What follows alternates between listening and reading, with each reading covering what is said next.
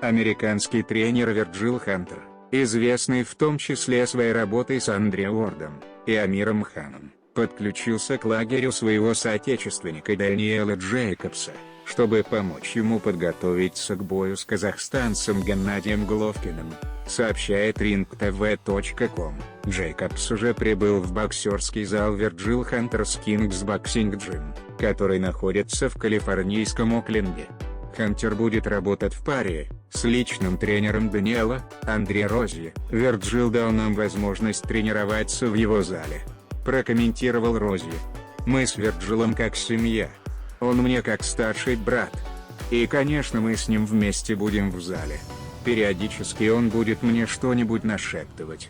Это будет фантастически, ведь мы оба уже бывали на большой сцене. В зале будет куча других бойцов.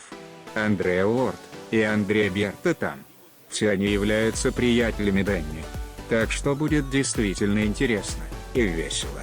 Мы не собираемся приехать в Мэдисон Сквер Гарден и быстро оттуда уехать. Мы планируем выиграть этот бой.